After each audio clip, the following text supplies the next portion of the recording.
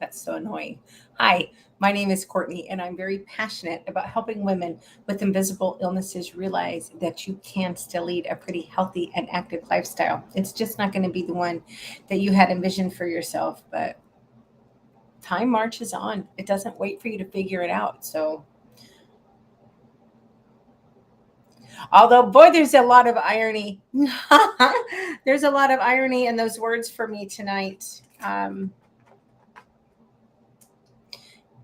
A lot of you know I've been dealing with health issues for a long freaking time now. And it's been very interesting the changes that have gone on in the medical community in the past 20 years or so. Namely, namely the fact that they used to seriously try to stuff me full of Vicodin like it was Pez candy. And now that I want a really low dose, very mild pain medication. Oh gosh, no, there's you're going to get addicted. You're going to get addicted. Bitch, please. You literally control my access. So how am I going to get addicted? Y'all know exactly how many pills I'm taking in a month. So how the hell am I going to get addicted? So anyway, I'm attempting some extemporaneous speaking tonight. I'm actually pretty good at extemporaneous speaking. I just hope I hit all the points that I want to. We have a couple of notes, but nothing major. But anyway, I went in to see the pain specialist yesterday. I have a friend who's a doctor who has assured me that this is a legit. I feel like a bitch saying that, but my friend has assured me no, this is a legit medical specialty. But I got to tell you, I don't know, you guys. I don't want to sit here and badmouth a whole industry of people. I don't want to sit here and badmouth doctors. I don't. But but that being said, they've caused this freaking problem. They've caused this problem and they're not doing anything. I'm sorry, but they're not doing a damn thing to fix it.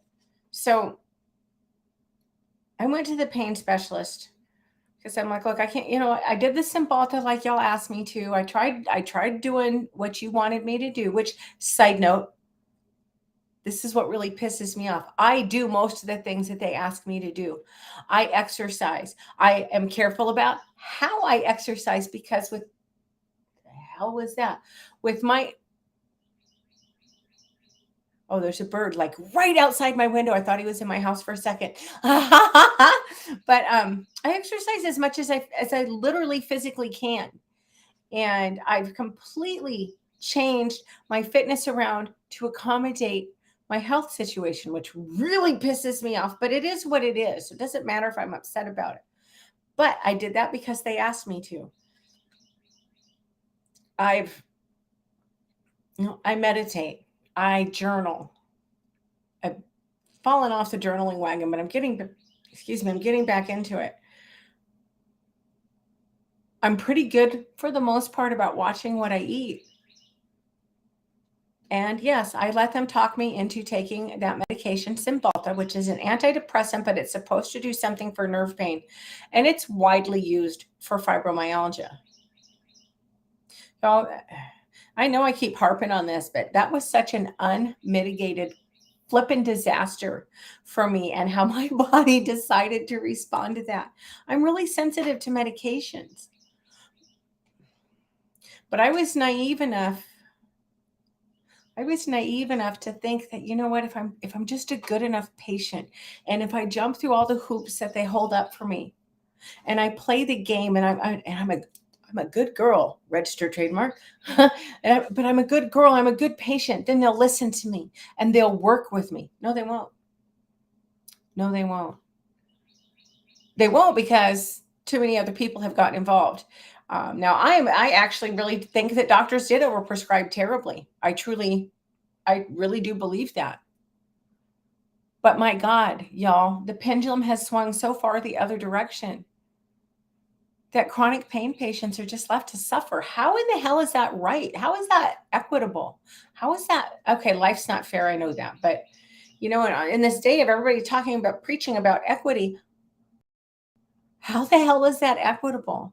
Because that person over there is a drug addict. Automatically, I'm presumed to be a drug addict as well. That's bullshit. Judge me on my own merits. So I went in and saw the pain specialist yesterday, and he's like, well, you'd have to sign a pain contract. Well, I had to tell you, I was almost desperate enough to sign it, but since I'm going back to Alaska for at least a month, if not a little longer, I am coming back to Texas, but I have to go. I just have some family stuff. My dad's not doing well. I've just got things I have to go attend to. It's not optional. I have to go back for a while. Since I'm going back to Alaska next week, I cannot sign a pain contract, because if I sign a pain contract, I have to go in every month and take a urinalysis test so that they'll give me the medication that I need. I'm sorry. No, I'm not sorry. Piss the hell off. That is such an unjust invasion of my privacy. You control how much access I have to medication. You don't need to know. I'm sorry, you don't need to know. I've been dealing with this crap for 20 years. You don't need to know what I'm doing on my own time. And I know what they're looking for. They're looking mostly for marijuana. And I know that because when marijuana became medically available in Alaska, I had already weaned myself off of the Vicodin, because I'm sorry, taking 3 or 4 Vicodin every single day was just batshit crazy. It made me feel terrible. I didn't like the side effects. I didn't like the physiological effects. And frankly, pain medication, in my experience, it doesn't really make the pain go away. It just makes it so I don't care as much about it.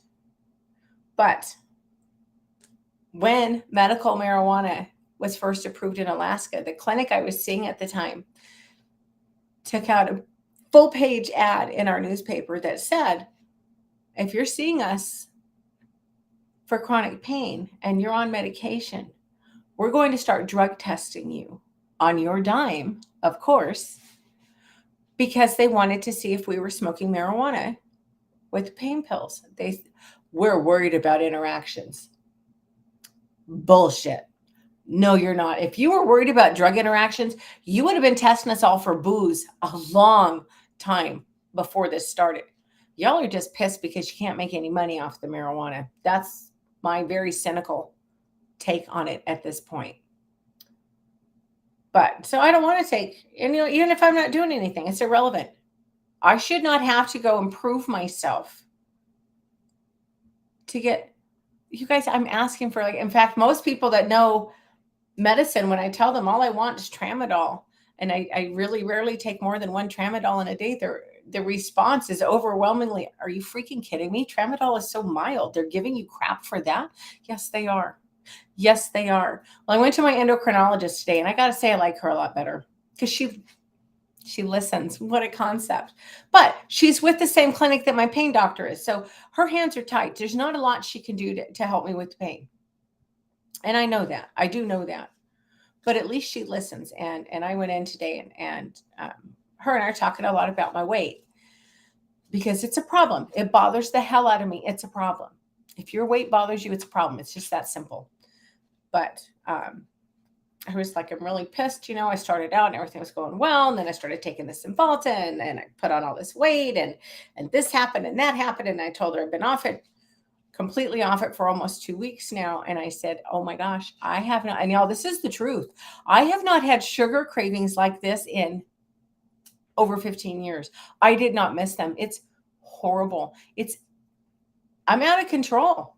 I am totally out of control. And it's not an overeating thing. It's not there was a little bit of that for a bit, but it's not an emotional eating thing. It is flat out, I gosh damn want sugar, period. End of the conversation.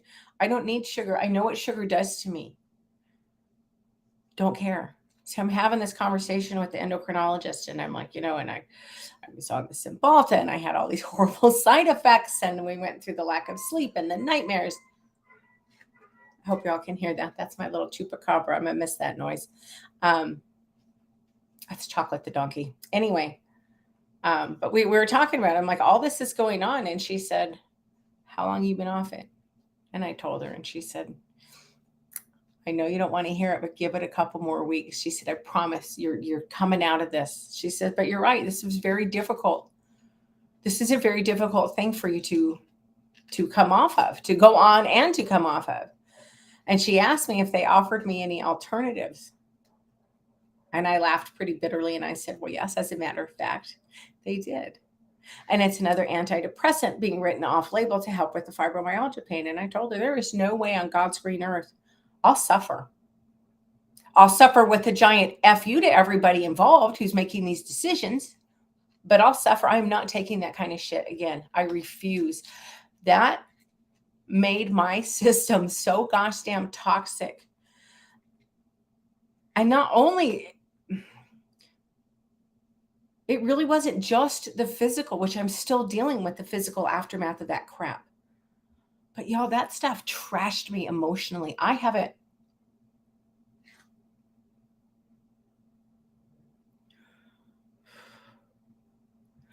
cried more in the past month than I have probably the past year and a half put together.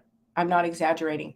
I cry all the freaking time. It's annoying. It's mortifying. I mean, not because anybody sees me, but it's just mortifying from the sense of, oh my God, what the hell happened to me? Why is this going on? Now, I want to be very clear. I do not blame the medical community for the Cymbalta and the way it impacted my body. I don't. There was no way to know this was going to happen until I tried it, obviously. And I guarantee you there wasn't a single doctor involved in this process who was like, hey, let's see if we can really screw her life up. I know it doesn't work that way. Cynically, they don't give enough of a damn about you to try to ruin your life. They just don't. That's just a fact. I know they wanted to help me, but they only want to help me within a very narrow parameter. And you know what? Being a good enough patient, which, you know, when I said this to a friend earlier, I was like, my God, that sounds so completely dysfunctional. If I'm just good enough, this will work out. It's not going to work out. It doesn't matter how good of a patient I am, because that person is a drug addict. All chronic pain patients are just drug seeking addicts. And you know, and I've told a couple of doctors, look, you guys act like I'm asking you for an unlimited lifetime supply of morphine. I'm literally asking you for 30 freaking tramadol in a month. I may as well be asking for the lifetime supply of unlimited morphine for as far as I'm going to get with it. But you know, it reminded me of something that I used to be aware of. And I got lulled into a very false sense of complacency. I actually had, for a while, I had a really good doctor.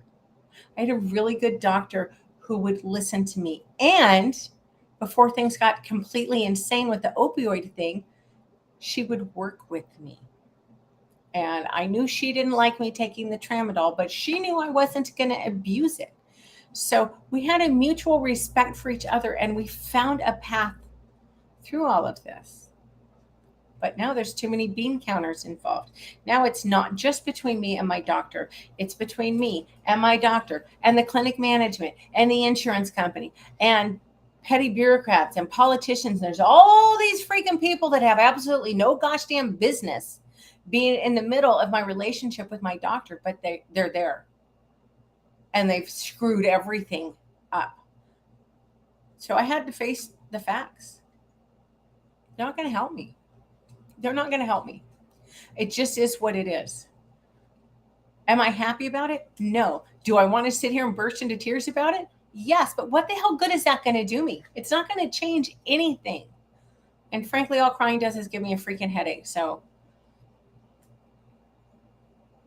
where the hell do I go from here?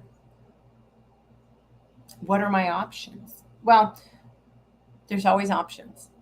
They're not always good options, but there are always options. You can judge me for this all you want to, because you know what? You're not the one who lives my life. You're not the one who walks around with this pain. And frankly, I don't give a shit about your opinion. But one good thing about going back to Alaska, marijuana is fully legal. I don't have to worry about it. I can treat my own pain. And you know what else? I know from experience, marijuana works really well. It helps with my anxiety. It takes the edge off of my nausea. It certainly takes the edge off my pain. And indica really helps me get some sleep. So I'm going to treat myself when I get back to Alaska with marijuana. I am going to pursue medical marijuana in Texas when I return and see where that gets me. I need to focus more on my nutrition. Now, I had to tell y'all, my nutrition hasn't been where it should be for a while, and I'll own that all day. But my God, this Cymbalta mess, I cannot stop eating junk food. I haven't been tempted to buy stuff like this in ages, and now I can't leave the store without sweets. That's just not me. Sure, once in a while I would indulge, but now it's like every time I'm at the store, or sometimes this is so bad. I'll make a special I want something sweet. I'm going to the store. I'm 5 miles from a freaking store. It's not like I'm just popping down to the corner market, you know? Well, it kind of is because I'm out in the country, but you get my point. I have to focus a lot more on my nutrition. One nice thing about going back to Alaska, I'll have a full-size kitchen. I freaking love my little cottage here so much. I really do, but the kitchen sucks. It's a little kitchenette. I have, honestly, maybe a square foot of counter space to really work with when I'm cooking. I have to put my induction cooktop on that square foot of counter space when I'm trying to cook. It's just, and I've got a little tiny bar sink to wash up my dishes. It's not a fun place to cook. It's just not. So I'm looking forward to getting back to a full-size kitchen where I can really get back into cooking, because you know what? I like to cook. And I have a lot of really super healthy recipes that taste amazing, but I just don't do them here because I don't have the space. I don't have an oven. I have a toaster oven, but I don't have an oven. If I had the room, I'd be cooking stuff and freezing it all the damn time. I'd never have to worry about it. I need to get back into journaling more. I know I need to. It's just easy to put off. I need to be more self-reflective. I need to be more diligent with working through my emotions. I need to be better about my gosh damn it, I know what I'm trying to say, my sleep hygiene. But I got to tell y'all, I do most of the work already. I truly do. And it does infuriate me that the people I'm supposed to be able to turn to help me manage all this, to help me navigate all this, they're not interested. And you know, again, I understand. I do. I understand that their hands are tied to a very large degree, but you know what bothers me? And maybe I'm just missing out. Maybe I've overlooked it. So if you know of something and I'm wrong, please let me know, because I'd like to support them. But I've not heard about any large group of medical professionals speaking up and saying this isn't right. This isn't fair what we're doing to people. We've cut people off from options. What the hell do you think happens to people when they get desperate? Do you know how many people I've heard from, Courtney? I don't know what to do. I'm drinking way too much. I don't want to drink this much. I know it's not helping me, but I've got to do something to deal with this pain. I follow a woman on Twitter. Oh, this was the saddest damn story. Her daughter was a chronic pain patient who got cut off from her medication. She bought what she thought was Xanax from a trusted source. Guess what? It was fentanyl. It was street fentanyl, and it killed her. Y'all want to know why the fentanyl rates are skyrocketing? Why don't you take a look at what you've done to chronic pain patients? Again, desperate people will do desperate things. But nobody gives a shit about us. And what really gets me, and I try so hard not to get political on here, I really do, but what really frosts my ass about all of this, if I was a damn junkie in a big city, the government would be helping me shoot up. They'd be making sure that I had access to clean needles and stuff. But since I'm just a law-abiding chronic pain patient, screw you, lady. Suffer. I'm about to wrap it up, I promise. Obviously, I could rant on this for hours because it really pisses me off. I had a friend of mine on Twitter reach out to me today and she said, "You know what my doctor told me? Well, pain's not going to kill you." What a completely, first of all, arrogant and ignorant thing to say. Second of all, as a medical professional, are you high? Are you taking the drugs you won't give your freaking pain patients? Chronic pain leads to chronic stress, you dumbass. Chronic stress leads to all kinds of health problems, dumbass, which means that yes, pain will kill you. Pain will put you into an early grave. That's a fact. But, oh, damn it. I ran in so hard, I got a curl in my mouth. But you know what? If you're a chronic pain patient, you're going to have to face the same thing that I just faced. And you know what? I freaking knew this. I knew this several years ago. But I did have a doctor who listened. And I did have a doctor who she did care. And she tried very hard to help me. And it lulled me into a false sense of complacency that, hey, they're there to help me. No, they're not. You're a commodity. Are there doctors that care? Absolutely. But generally speaking, you're a commodity. And if you're a chronic pain patient, all you are is a pain in their ass. They don't know what to do with. So you're not just a commodity, you're a huge pain in the ass and a commodity. But they don't care about you as a human being. They just stopped. So definitely going to be shifting into a lot more self-care topics. Things that I'm doing to try to help. I'm going to go back on. I'm not going to worry about nutrition until I go home. I'm trying to pack. Everything's in chaos. I mean, I'm going to try not to go hog wild, but I need to get back on autoimmune paleo. I need to cut back on my alcohol consumption. I need to cut out the damn sugar and the gluten. Side note, if you did not know this, if you have hypothyroidism, you really need to watch your gluten, especially if you have Hashimoto's thyroiditis.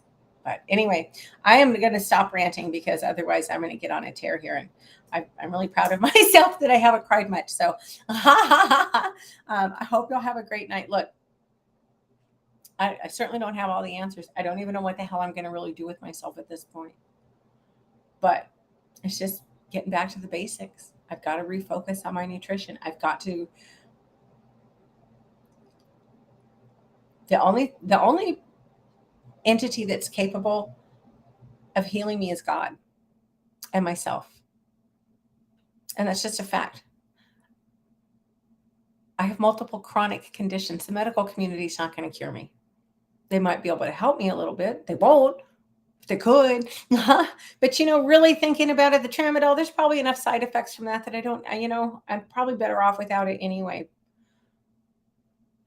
I got to tell you, it sucks when you are trying to do so many things right and you get caught in these pain cycles and you can't break it. That's why I want the tramadol. But it doesn't matter what I want. This is just